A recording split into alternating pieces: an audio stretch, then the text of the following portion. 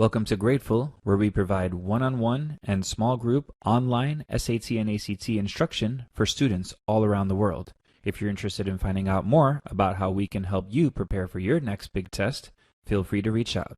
Right now, we're going through the March 2020 Section 2 Writing and English Language Test, and we're going to go ahead and get started showing you the most effective ways to answer all the questions. Question number 1 is kind of an interesting mixture of word choice questions and idioms. Word choice is a situation where around 20% of the time you're looking for a word that's less casual and more formal, and around the other 80% of the time you're looking at the definition of the word, or maybe a better way to say that is the place where that word gets used. An example would be the word satiated. It means the same as satisfied or content, but satiated is a word that's used for food only. So the place where that word would be used would be in a conversation about food. So that's the idea of word choice. But here, the idiom thing is maybe more prevalent. And idioms are just words that just go together. No real reason for that. But as an example of idioms, let's just ask you a quick question. Think for a second what you would fill into this sentence. I prefer Coke, blank, Pepsi. And just so you don't feel too bad, pretty much everyone gets this wrong. You ready for the answer? The answer is, I prefer Coke to Pepsi. Now, that's not really the way it gets said in everyday life these days, but it is the proper idiom for prefer. When you prefer something to another thing. Now, why is that? It's just because, and that's the weirdness of idioms. They're words that just go together just because. So, for the word find or finding, if you left a place and you're trying to find something, the correct idiom is you left to find something. So to say the former slaves left for finding is a bad idiom. It would have to be they left to find. But when people are searching for things or when they're in a search for something, it is proper to say they left in search of something. So that's a good idiom. And I would say that C kind of changes the meaning. They left with a look for, so I might leave with a suitcase or with my kids, but if I'm looking for something, then with is not really just the right word there, so that's a little more meaning-based. And if I left to the something, discovery is not really the kind of word that would be used there. I might leave to the tune of this, or I might leave to the rhythm of something else. But if we're talking about a discovery, I might be leaving in the hopes of discovering something. So for the word discovering, to is kind of the incorrect idiom there. So you can kind of hear it in my voice here. Idioms are a little harder to talk about than some of our more cut and dry rules. But two of the answer choices here have bad idioms, and answer choice C kind of has a bad meaning. So the answer for number 1 is B. Going to question 2. Question 2 is about pronoun consistency. If we have a pronoun, it has to correctly rename the thing that was just mentioned that is now being named with the pronoun, for short. So what were we renaming? The movement. The movement was well known as the Great Exodus, and the movement's participants came to be. So when we're talking about a movement, it's a single thing, it's singular, and so there is plural, so that's already wrong. His or her is indeed the right thing for a singular, but it's for a singular person, and the movement wasn't a person. And the same thing goes for the word one. Now, it's not really the way we talk these days, but if you're an Eastern philosopher from an older era, then you might say, one must always think of one's something or other in some philosophical manner. So, referring to a person as one is this kind of higher level philosophical way of talking, and the summary of that is that would be for a person. So these two choices here are for people. And we were not talking about people there. We were talking about a thing. A movement is a thing. And the movement was known as the Great Exodus, and its participants came to be whatever it is that they're saying on the next page. So the answer for 2 is C. Question number 3 says that we need the most appropriate context for the discussion that follows. And that is what we refer to as an excuse for the main idea.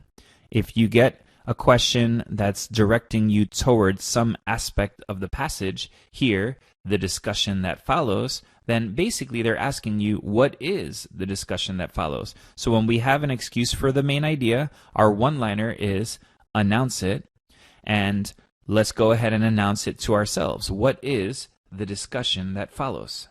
And something you're always going to be rewarded for on the SAT is reading big. Your ability to just take a paragraph and just quickly dissect it. So I'm going to go ahead and try to model that here. The most popular destination was Kansas because of its role in the slavery and the abolition movement. So one settlement in Kansas was Nicodemus, and it drew a bunch of settlers. Real estate agents did something, but the reality that they confronted on arrival was less appealing. So right there, we know that real estate agents really amped it up. They really kind of boosted it to be really amazing, but the reality was less appealing. And one of the early settlers said that the landscape contrasted starkly with the hills where she grew up, and she burst into tears when she saw it. So it was about Kansas and the settlement of Nicodemus and how it was a letdown for the people who went to visit it. So the answer that comes closest to that summary of the paragraph is answer choice D, because it says there was a promise of farming on their own land, and we saw that there was some kind of promise that had to do with the land, because the empty landscape is what let people down. And they had this promise that they were going to farm on their own land, and they founded dozens of communities. And that makes sense because the whole paragraph was about the community that was founded that was called Nicodemus. So the answer for number 3 is D. Question number 4 is a question on adding and deleting. And when we're adding or deleting sentences or phrases on the SAT, that will most often come down to the paragraph's main idea. So you want to take a little second and just summarize what the paragraph was about. Now, we did that on question number 3. It was about the settlement in Kansas called Nicodemus, and how although the real estate agents tried to promote it as something that was so amazing based on the land, the actual people that went there saw an empty landscape and were really upset by that. So the paragraph was mainly about a settlement, and so talking about Kansas as a whole doesn't really fit, because even though, yes, the paragraph started by talking about Kansas, it quickly focused in on Nicodemus, and the rest of the paragraph was only about that little settlement called Nicodemus. It wasn't about the whole state of Kansas. So we're going to say no, and it's not because it contradicts information, it's because it digresses from the discussion about Nicodemus. So because we were focused only on that town, it didn't make sense to zoom back out and go to the state of Kansas as a whole. So the answer for number 4 is D. Now question number 5 is asking us which of these sets up the information that follows in the paragraph. So once again, this is an excuse for the main idea. They're basically asking us what is the information that follows in the paragraph. So if we're looking after the number 5 at what it is that follows, it's this information right here. And what were we seeing right there? That the reality was less appealing. There was one settler who saw the empty landscape and burst into tears when she first saw her new home. So what's the information that follows? It's the idea of Nicodemus being a big letdown. So which of these would set that up? It would be the idea that the real estate agents promise plentiful harvests and abundant wildlife. That's a good setup, because the focus of what people didn't like about it ended up being about the land, the empty landscape that contrasted starkly with forested hills. So what was the letdown? That the land itself was not something that was going to provide plentiful harvests and abundant wildlife. Now C comes close to answer choice D because it's talking about the location and characteristics, but comparing it to choice D, I would say it's a lot more vague. If I advertise a location and characteristics, I could be advertising that it's at the North Pole and that there is a pool. So, that's just so vague that we don't know what it's talking about. So even though C sounds a lot like D, I wouldn't pick it as an answer. So question number 6 is a passage-based vocabulary question, and as we said earlier, around 20% of those come down to how formal or casual the word is, and the SAT pretty much always wants formal, and around the other 80% of the time it comes down to the definition of the word, and more specifically comes down to the sort of area where that type of word gets used. And the example we used was the word satiated. Although it means the same as satisfied or content, satiated is a word that would be used just for food. So if we were talking about food, then that word would be right at home. And that's the kind of thing we look for in the word choice questions. It's like the place where the word tends to get used. So what are we talking about right here? We're talking about land and whether or not farming could be done on that land. And in this area, the word terrain fits perfectly. So let's just go ahead and read it in place and make sure that it makes sense. Some exodusters return to the familiar terrain of their home states. And that totally sounds great. Now, what is an expanse? An expanse is something that would be never-ending. A spread would be like a bunch of platters and appetizers at a party of some sort or a banquet. That would be a spread. Someone would walk up to it and say, oh, nice spread.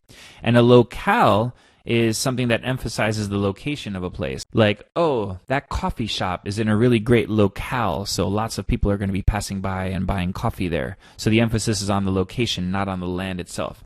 So the answer for 6 is going to be B. And now we're going to question 7 here.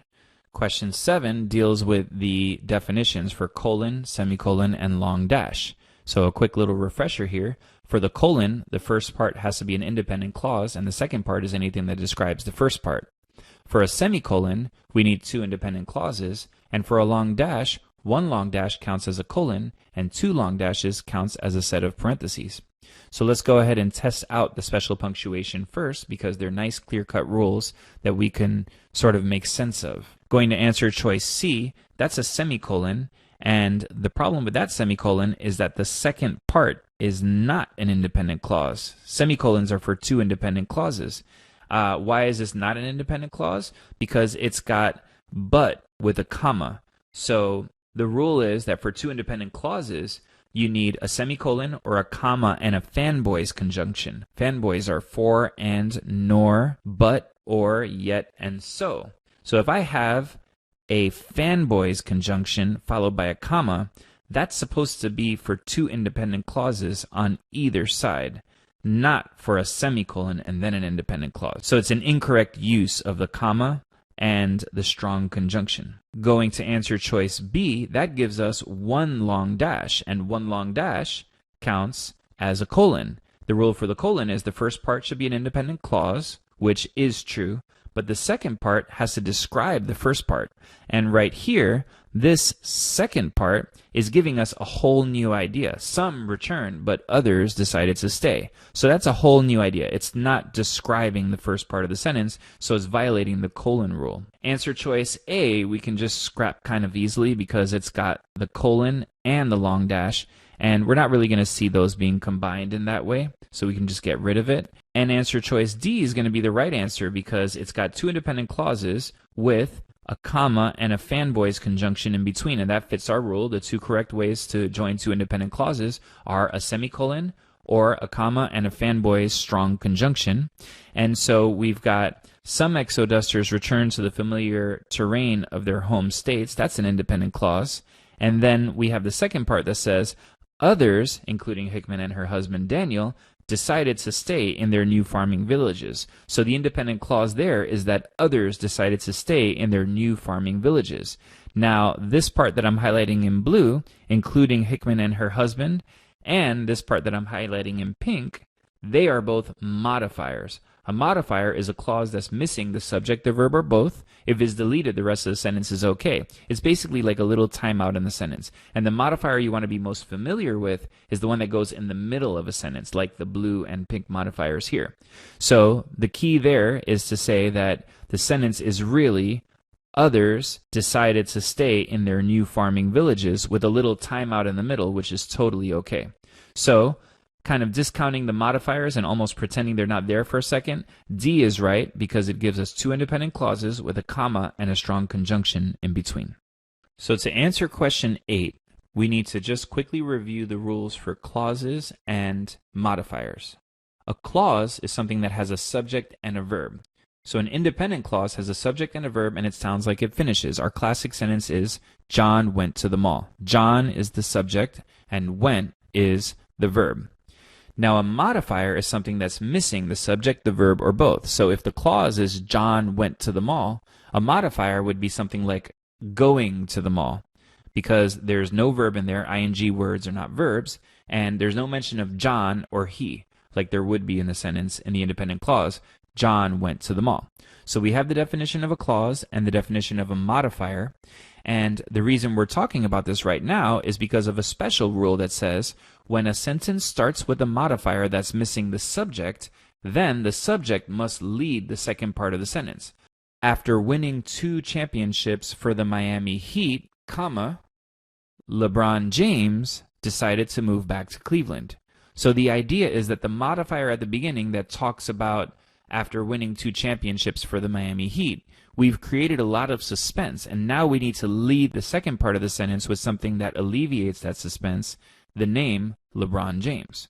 So here we have a modifier at the beginning of the sentence, possessing less wealth than settlers from Europe or other parts of the United States. Now, this is a modifier because it's missing a verb. Ing words are not verbs, so there's no verb anywhere in that orange part. And there's no subject because who possessed the wealth? It was the exodusters. So we need to see exodusters or them or they or something like that. So the idea of the settlers from Europe or anything else like that is kind of inconsequential because that's not the subject of this sentence. It's not who or what is possessing the wealth. So we have all this suspense being created about who it is that possesses less wealth. And in the beginning of the next part of the sentence, we need to lead with the subject. The exodusters were the ones that could not afford horses or farm implements. So the only answer choice that leads with the subject of the sentence for the second part to fulfill our rule is answer choice C for number 8. Now we're going to question number 9. Question 9 is about transition words, and the rule for transition words is to invent your own. That forces you to truly read it. Sometimes we think we are reading, but we're actually so busy trying to fit the answer choices in that we're not doing the most obvious thing that we should be doing. So let's go ahead and invent our own transition word here. The prosperity of exoduster settlements depended on the yields of their farms. Harvests in Nicodemus grew, and this allowed the residents to purchase the lumber for their houses and other businesses. So the relationship between these things does seem to be a timing relationship. In the beginning, they were in this situation where their prosperity was going to depend on the yields of their farms, and later, the harvest in Nicodemus grew. So this answer choice and this answer choice are both pretty good for that situation. Next is a little too specific because it says that, what we're talking about in pink there is going to be the very next thing that happens. And it's definitely not going to work out that way because when we're talking about building up harvests, going from, how it was described before where it was really barren land to now having harvests and being able to purchase lumber, that sounds like a long process. So eventually fits that a lot better. And the answer for number 9 is A. So now we're going over to question number 10, which is giving us a nice straightforward list. Harvests in Nicodemus grew, which allowed residents to purchase lumber for their houses and attracted banks, grocery stores, and other businesses. So which answer choice gives us a nice straight set of commas to separate our list? That would be answer choice A for number 10. Question number 11 is a question about wordiness versus conciseness. And the evil cousin of wordiness is repetitiveness. So because we know the SAT makes such a big deal about repetitiveness, then we're going to go ahead and assume that exacerbated and made worse, even if we don't know the definition of the word itself, is going to be repetitive. We're going to make that assumption. Because if you look at the other answer choices, you have exacerbated and worsened. You have made worse and exacerbation. So we have like these words that are just constantly being paired, and then you have one more answer choice that's giving it just as a nice single concise word. And so definitely in the scope of conciseness versus wordiness, answer choice C is going to be right for number 11.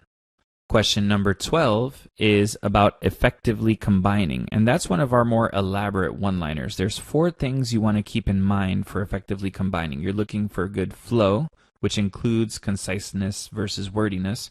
You want good transitions That's transitional words or transitional punctuation like colons and semicolons. You want good word order. Often, the wrong answer choice will have the right words, but in the wrong order, and bad order creates bad relationships, and we'll talk about that when it comes up. And last but not least, you want to avoid restarting. We recently started calling this avoid restating, and something like that would sound like, school is fun. It is my favorite place. And so there's no need to reintroduce the thing we're talking about twice, and that's what we end up seeing really often. So if you look at answer choice B, for instance, it's talking about a large flightless bird, a bird that was endemic. So that's restating right there. We can just immediately get rid of that. Answer choice D kind of does the same thing.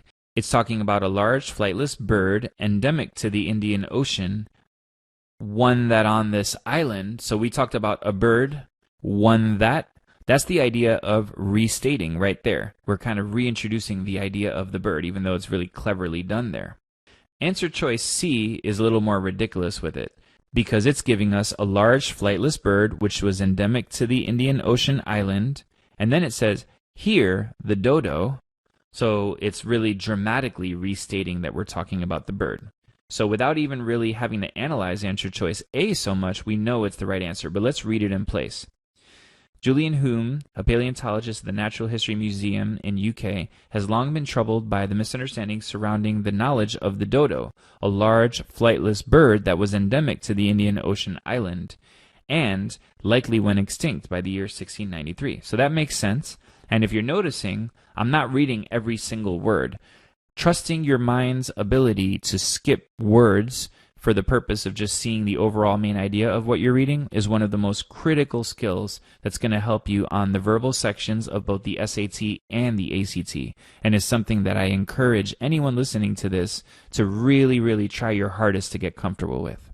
Let's go ahead and go to number 13 now. This question is about transition words, and for transition words, you want to invent your own. That forces you to read it, even though we think we're often reading it, but we're so busy fitting in the answer choices that we don't actually understand what we're reading often.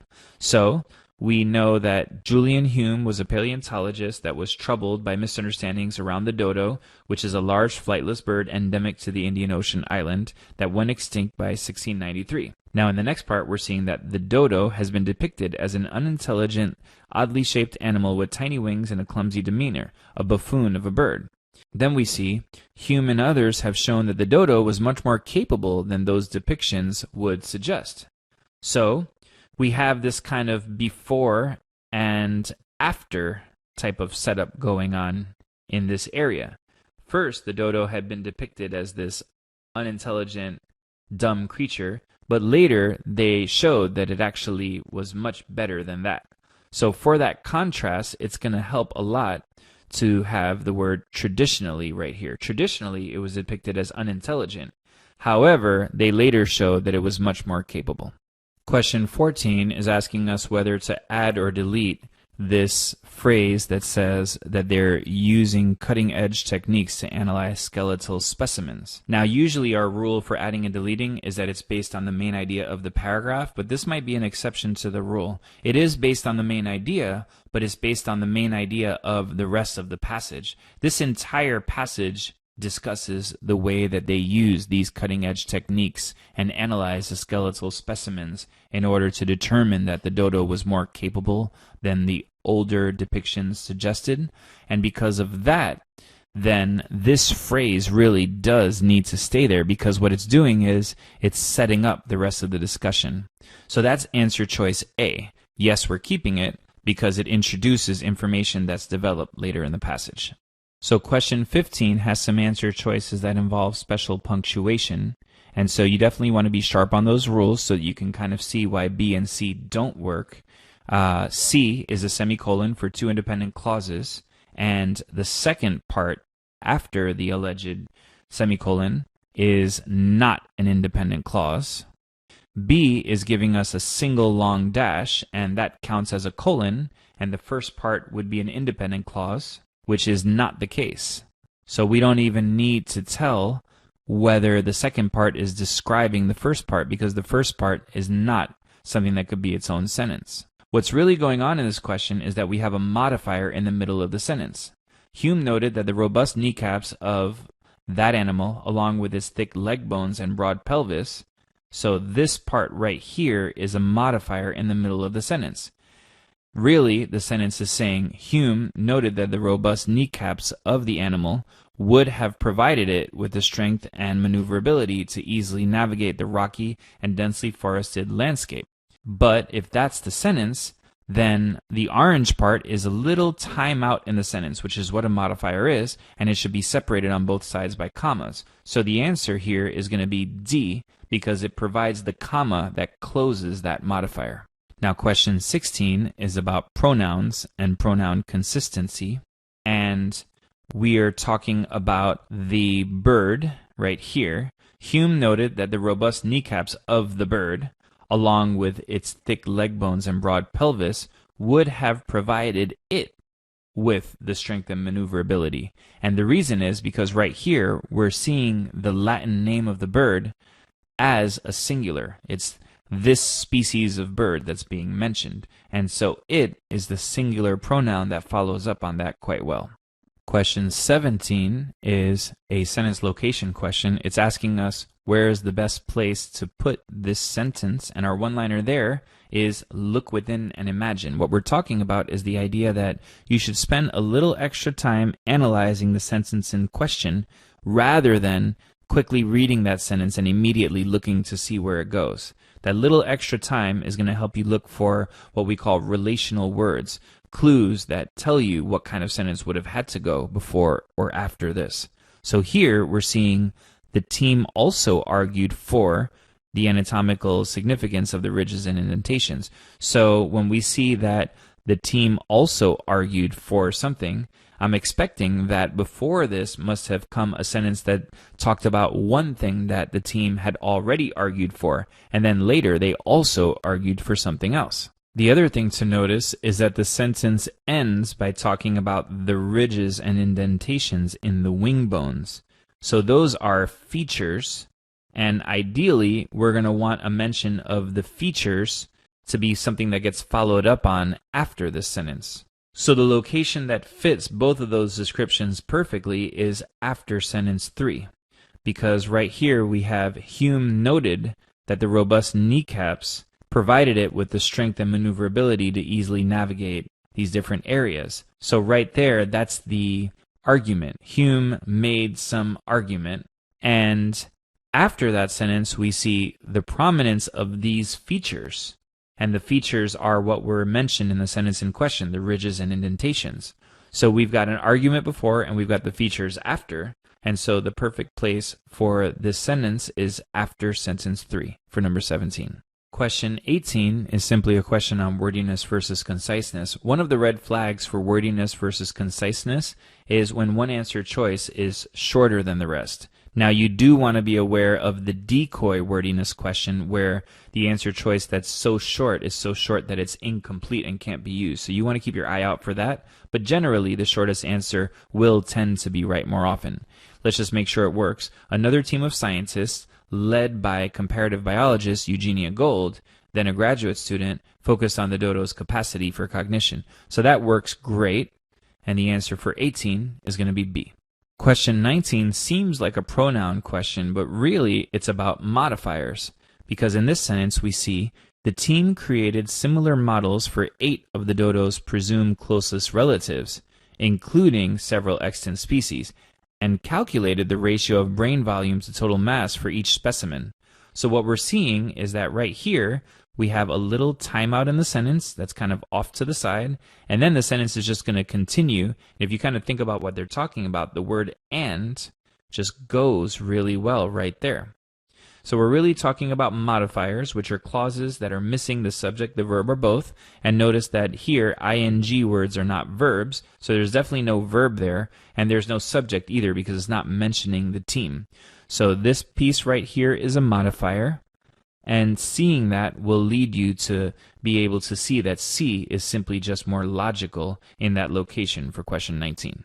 Question 20 is a direction-based question, and for direction-based questions, you want to ignore all else. In other words, you want to focus on the directions. Don't think too much about grammar. Don't think too much about main idea. Just simply answer the question that's being asked. And here we're being asked to acknowledge a potential objection to the means by which they reach their conclusion. So which of these gives us a potential objection to how they reached their conclusion? Well, their conclusion was that based on the brain size of the dodo, we can tell that it was maybe not as dumb as the stereotypes of that bird say.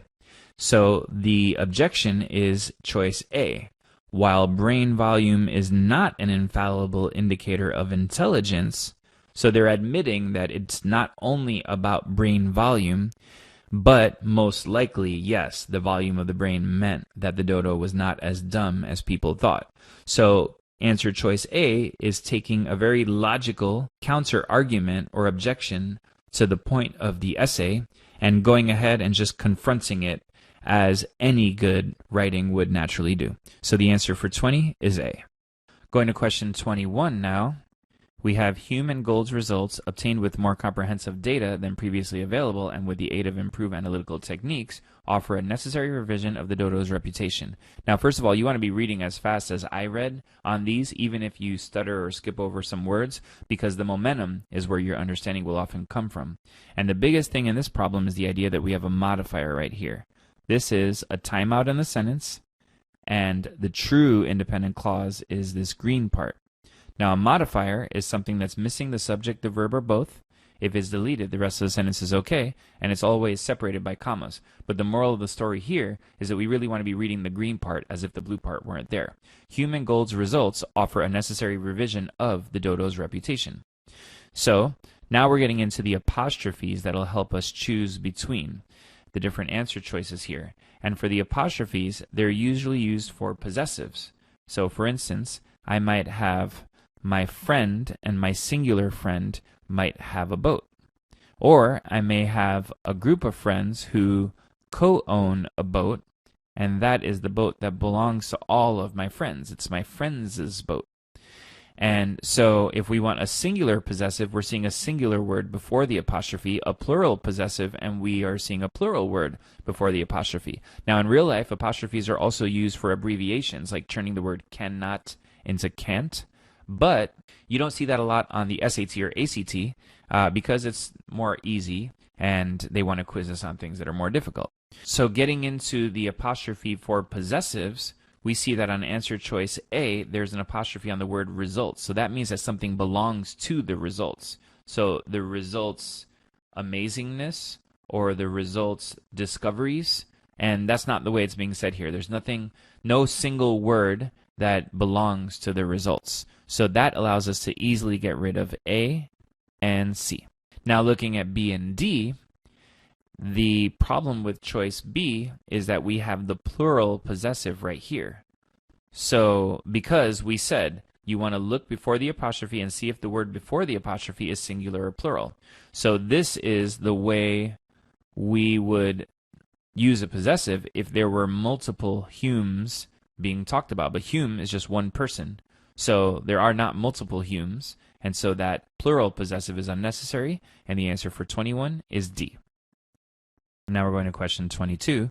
The dodo may not have been the most graceful of birds or an avian Einstein, but neither was it the clownish creature that is so often imagined. What we're talking about here more than anything else is tense consistency. This dodo may not have been.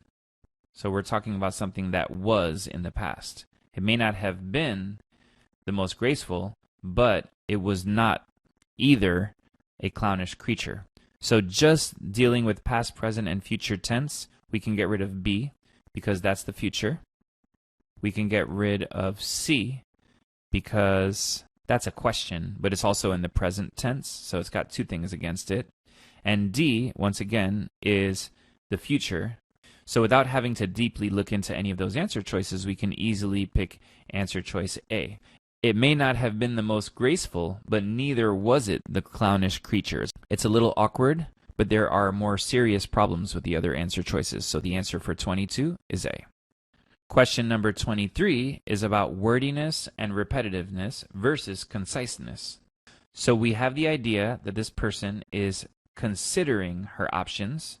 So when we say she thought about or mulled over, those are repetitive against the idea of considering, because if you're considering, you're thinking about something or you're mulling over something.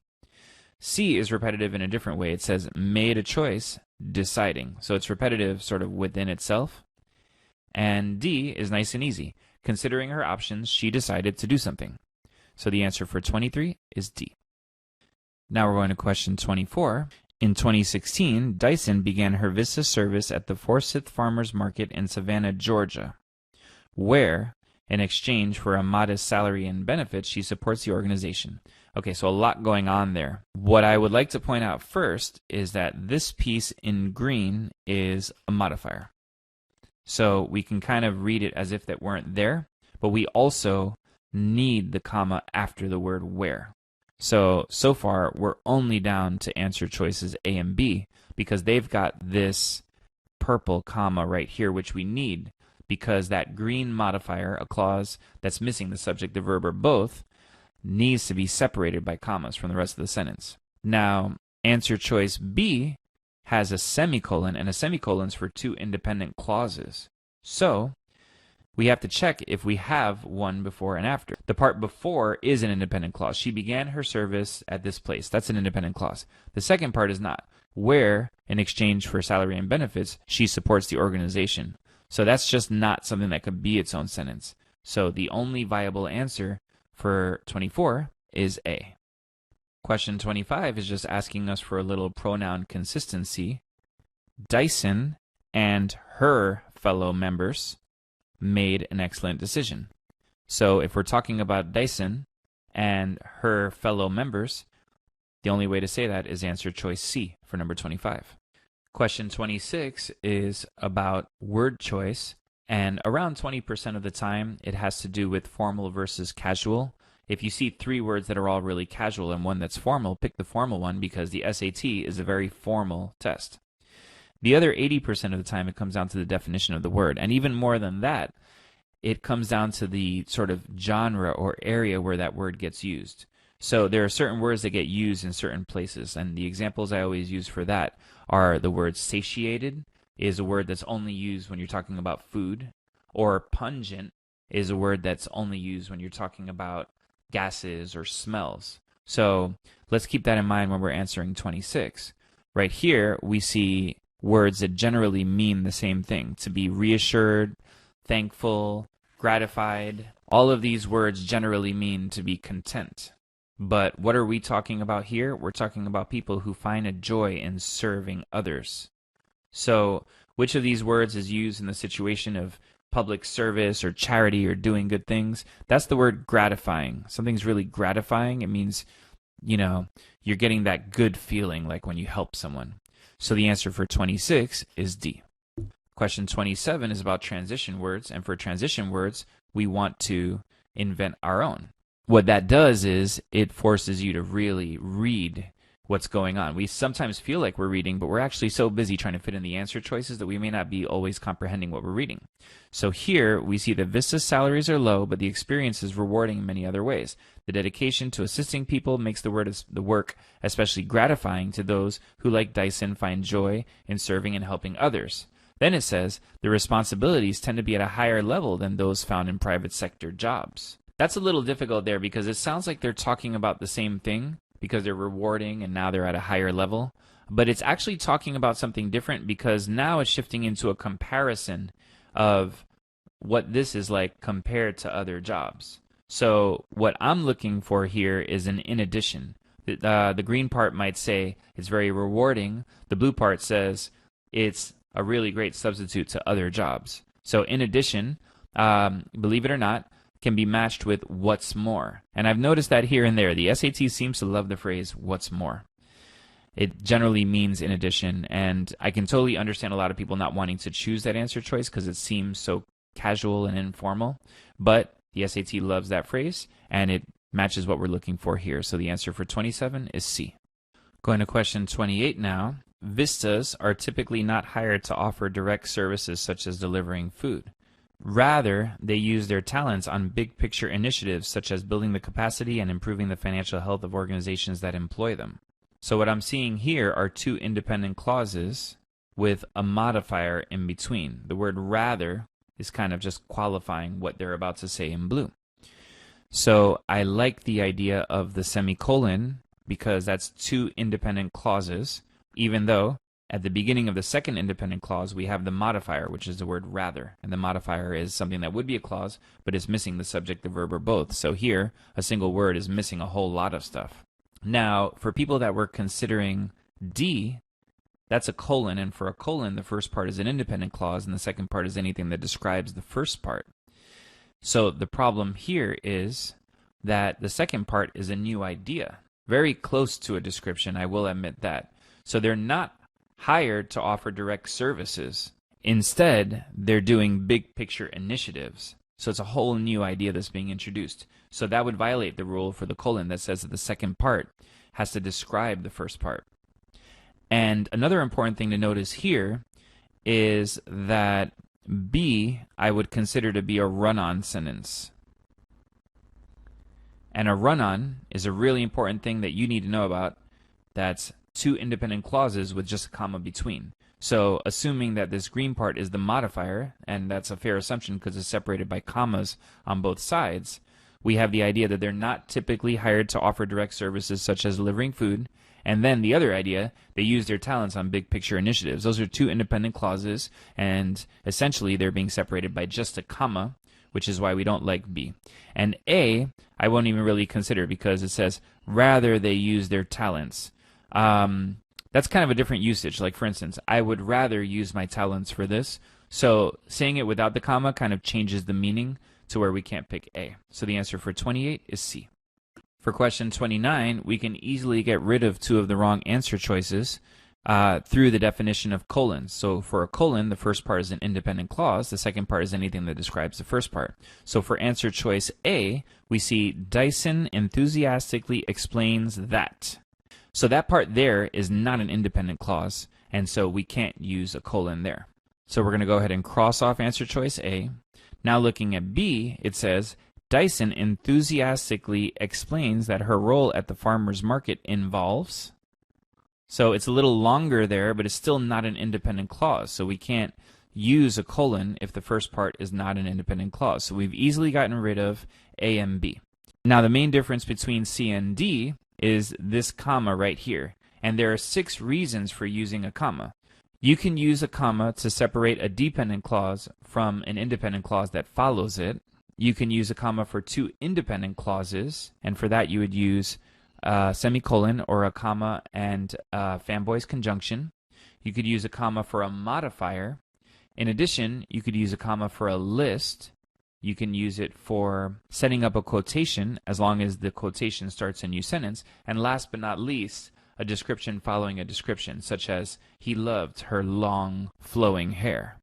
Now, it's important to know those 6 reasons for a comma because the idea of keeping or deleting a comma is one of the most troubling and potentially complicated situations because there's so many different ways to cut it. So you want to be really firm on these are the 6 reasons for a comma, and if it's not one of those, then we get rid of it.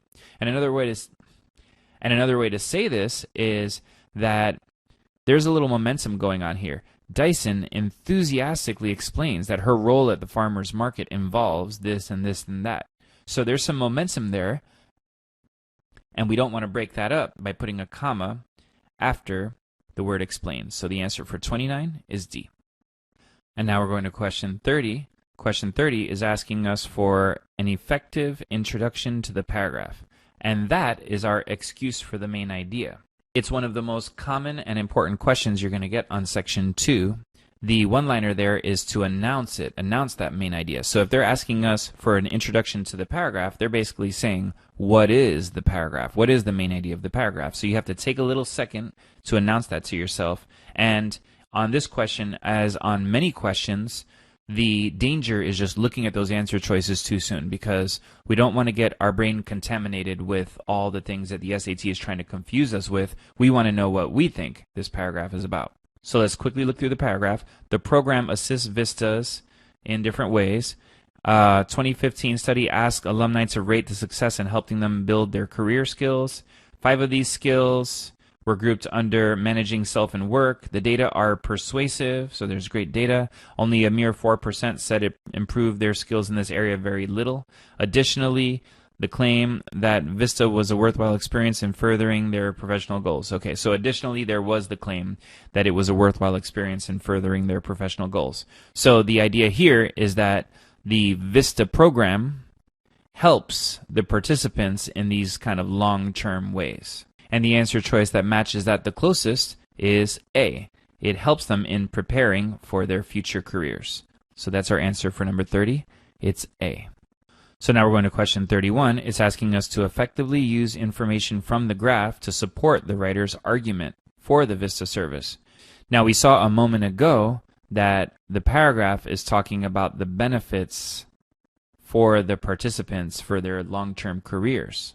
So which of these answer choices most supports the idea that this program helps the participants in their own careers? What I would notice is that C and D are more vague. We're using information from the graph, so why would we want to use information that doesn't use statistics from the graph? So C says more alumni reported that it had improved than that it had not done so. So it's weak because it's not telling us, 90% of people enjoyed it. D, of the Vista alumni, some thought the program had improved their management. So, oh yeah, some of them helped. So that's helpful, but not nearly as helpful as a strong statistic. So now when we're comparing A and B, A says 30% of alumni rated Vista as having improved their management somewhat. Well, we want to know the ones that said it helped them a great deal because we're trying to support the idea that this is helpful. So the ones that said somewhat, that's only really loosely related. Now looking at B as a comparison, B tells us 66% of alumni rated Vista service as having improved their management a great deal. So 66% said it helped a great deal. So out of the 4 answer choices, this is definitely the one that most strongly supports the main idea. So the answer for 31 is B. So 32 is specifically asking us to use information from the graph to support the main idea of the paragraph. So the last one actually was asking for more of an overall main idea. This one is specifically the paragraph. And that's the idea that the Vista service helps the participants with their careers. And all of the answer choices are regarding the claim that Vista was a worthwhile experience in furthering their professional goals. So that is a reference to this bottom part of the information here because it's directly matching up. And so what are we seeing in that graph? We're seeing that about half of the people strongly agree that this is furthering their professional goals. We're also seeing that 28% agree, although they don't agree strongly. So that's all matching up with choice A, which says that about 3/4 agreed or strongly agreed with the claim that it was a worthwhile experience. So that's very strong. D is correct according to the graph, but does it help us to say that a lot of people were neutral? That's not really supporting the idea that people find that it helps with their careers. So we want to get rid of D because we don't really want to emphasize the people that were neutral. So the answer for 32 is A. So on 33, there's a huge temptation to want to lean toward parallelism because it kind of seems like they're saying, by joining, Dyson is following in the footsteps of people who are helping. So it kind of seems like A should be the answer here. But what's really happening is that these other people that are mentioned, we're joining in the footsteps. So in the footsteps means that these are people who came previously. In the footsteps of hundreds of thousands of people. By the way, this part in blue is a modifier, so we're going to kind of read right through it as if it weren't there. So Dyson is following in the footsteps of hundreds of thousands of people who, in the course of history, have helped to improve both their communities and their career prospects. So when we're talking about those people in the past, we need them to be in the past, so we're going to use a past tense word, and that's giving us B for number 33. Question 34 is talking about basic punctuation, things along the lines of colon, semicolon, and long dash, and it relates greatly to the fact that there's a semicolon in the second sentence. If we were to pick answer choice A here, a semicolon's for two independent clauses, but right here we don't have an independent clause. That's not something that could stand on its own. So the way A sets it up, the semicolon would no longer work in the second part. Now, the other thing that I would like to point out here is that C is creating a run-on sentence. Now, a run-on is when you have two independent clauses with a comma between, as if I said, John went to the mall, comma, he bought shoes. That would be wrong. If you have two independent clauses, you need to separate them with a semicolon or a comma and a fanboy's conjunction. So we've got a bad semicolon in A, and we've got a run-on in C. D, to me, just doesn't make a lot of sense, so we can just easily get rid of it. And B works. So now if you read it in place with answer choice B, it says, Elgin arrived with a permit from officials of the Ottoman Empire, which then occupied Greece, granting him permission to make drawings and casts of the sculptures. So that's very good. And a way to understand it more deeply is that we have this modifier here. So he arrived with a permit granting him permission to make drawings and casts of the sculptures. So the answer for 34 is B. Question 35 is asking us about adding or deleting sentences or phrases. And when you add or delete sentences or phrases, most of the time on the SAT, it'll come down to the main idea of the paragraph. Now, what is the main idea of the paragraph? It's giving us an introduction to this situation, that this nobleman from Britain went to Greece to document the marble sculptures. He had a permit. He was supposed to make drawings and casts of the sculptures. The permit allowed him to take away any pieces that had inscriptions or figures. After finding that many of the sculptures had been harmed and that others were being sold to tourists, Elgin decided to take advantage of the permit and arranged to take many of the sculptures to Britain. Some public figures immediately questioned the legitimacy of his seemingly good intentions. So he's doing this thing that looks like a public service, but at the very end, there's the idea of some suspicion. They were questioning his good intentions. And so I do believe that the purple part here is important because it's explaining why there was this suspicion. So we're going to say yes, and the reason is A, because it's clarifying the opinions of the public figures in a way that establishes the focus of the passage. So this paragraph is the introduction to the whole passage that has to do with the idea that Britain essentially stole the Parthenon sculptures and justified it in terms of saying that they were preserving the artwork or it was for the public good. And so A kind of says that this paragraph is setting that idea up. So the answer for 35 is A. Question 36 is asking us to make an effective transition between the discussion of the committee's investigation and the next event in the narrative. That's our excuse for the main idea. And when you have an excuse for the main idea, the one-liner is announce it. Essentially what that says is that we should be just announcing to ourselves what is the discussion of the investigation and what is the next event in the narrative. And when you take a second to do that, often the right answer will kind of jump out at you. So the investigation says they concluded that Britain should give asylum to the sculpture. And the next event in the narrative is that Greece then gained independence, and some argued that the agreement was no longer good and that the sculptures should be returned. So what needs to happen in between the idea of saying that yes, we should take the sculptures and now we should return the sculptures? Well, that's only going to make sense if they actually went ahead and moved the sculptures.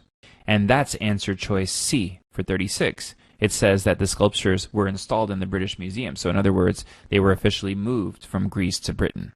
Question 37 has a bunch of phrases, but really it's a question on word choice. And as we say about word choice, around 20% of the time, it comes down to how casual or formal the answer choices are, and the SAT always favors formal, and the other 80% of the time it comes down to the definition of the word or the general area where certain vocabulary words tend to get used. So here we can easily get rid of some answer choices based on casualness, on informality, because to say that something's not okay, that's very conversational, and to say that something's totally bogus is definitely not in place in an academic essay. So we are only down to B and D. And I would say that between B and D, we're talking about wordiness. If I can say it's no longer valid, then it's very wordy for me to say that it's henceforth bereft of legitimacy. So based on wordiness, we get rid of D, and the answer for 37 is B. Question 38 is another word choice question, and as we said, around 20% of the time it comes down to formal versus casual, and the other 80% of the time it comes down to the definition of the word or where these words tend to get used. So raise is the idea of knocking something down, like knocking down a building. Appraise is the idea of telling the price of something. So I may appraise a house to know whether it's valuable or not. Upraised, I don't really even know where that would be used, but to raise up someone, is that even a word? So that one's a little more of a ridiculous answer choice there. And raise is to bring something up, to raise something up, and it is used for questions. Someone does raise a question.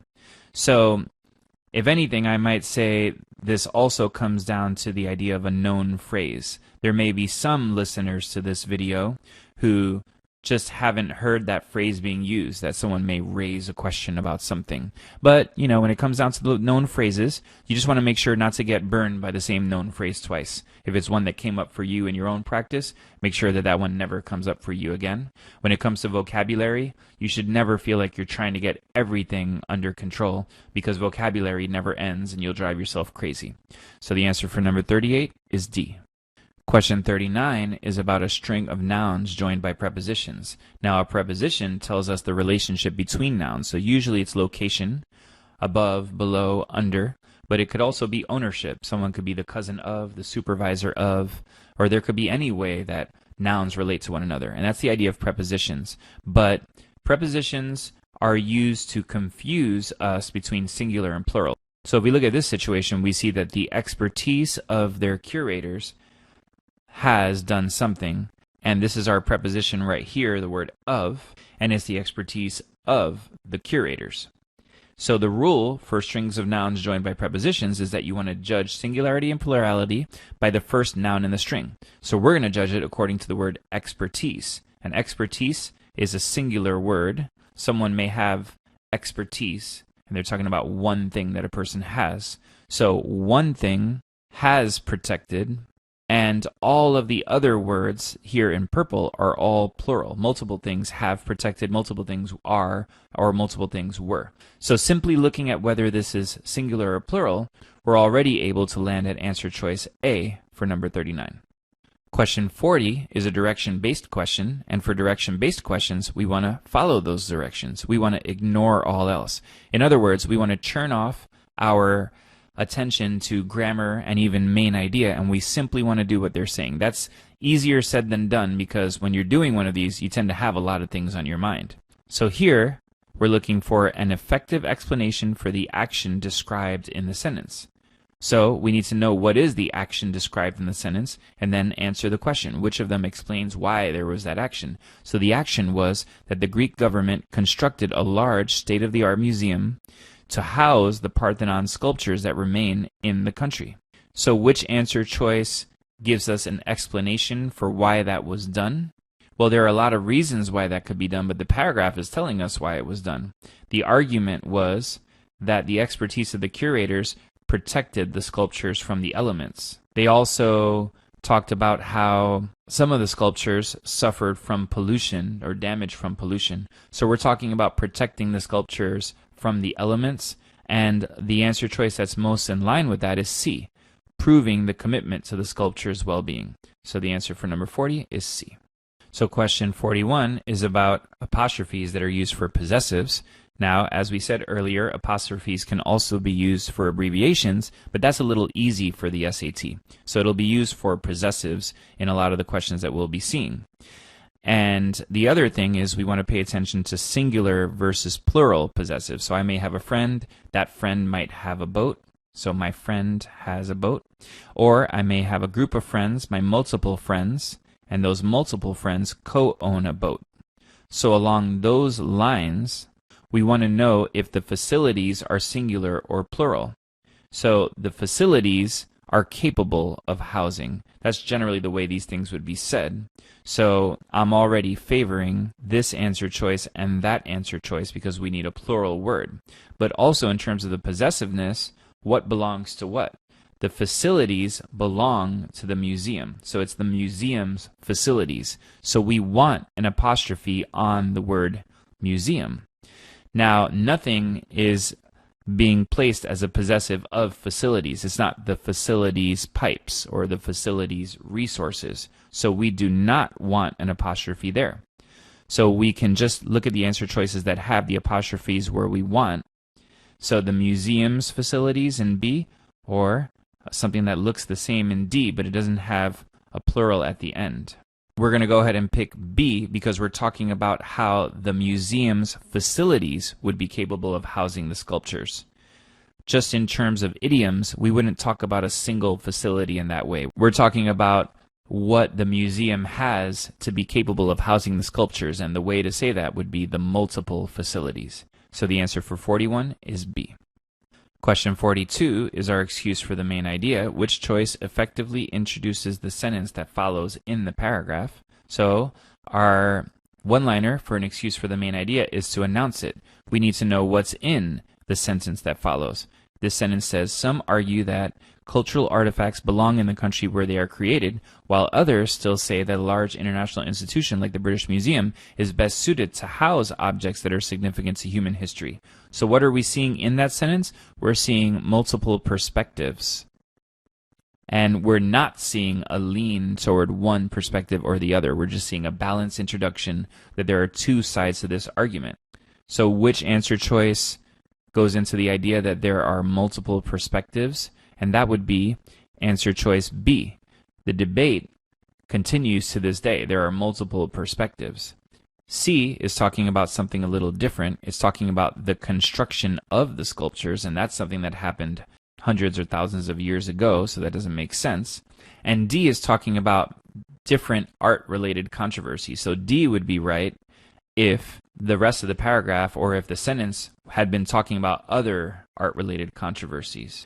A is a little more obviously wrong because it's leaning toward one side, whereas the sentence that we were being asked about was balanced and gave a balanced view of the different perspectives. So the answer for 42 is B. So question 43 is about effectively combining. This is one of our longer one-liners to learn. When you're effectively combining two sentences on the SAT, you want to look for good flow, transition words, or punctuation. You want to look for good word order.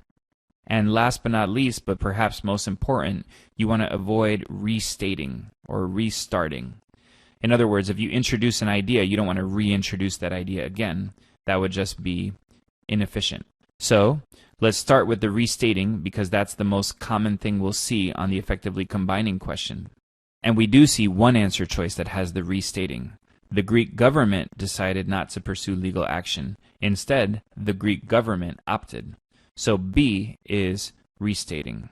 A, I would say, messes with the flow of it, and the reason it's messing with the flow is because it's changing the meaning. It's saying that they decided not to pursue legal action instead of opting for continued diplomatic efforts, and that goes against the meaning of what's being said. They decided not to pursue legal action and instead opted for something else. So A changes the meaning. C also messes with the flow by changing the meaning. C is implying that Britain opted for diplomatic efforts, and that's just not what the sentence was saying. The sentence was saying that the Greek government decided not to pursue the legal action, and the Greek government instead opted. So C is changing the meaning. It's saying Britain, which opted. So it's saying that Britain is the one that opted for continued diplomatic efforts. And so the answer choice left standing here is D for number 43. Question 44 is about an inappropriate use of question marks, which does come up from time to time on the SAT. So answer choice A and C have question marks, but we don't want them because the sentence had been saying, as of 2018, it remains uncertain where the sculptures will reside. So they're not saying where will they reside, it's saying we're not sure where they're going to reside. So we do not want question marks, and we can easily get rid of two answer choices there. Now D we can also get rid of because it kind of phrases it as a question, and we don't want that question. Because D says, where will the Parthenon sculptures reside? It's saying it as a question, but not putting the question mark. So it's a really interesting variation there. So we don't want a wording that sounds like a question, and the only answer choice remaining there for 44 is B. Thanks so much for listening to our video on the SATs March 2020 Writing and Language section. Stay tuned for more videos, and have a great day.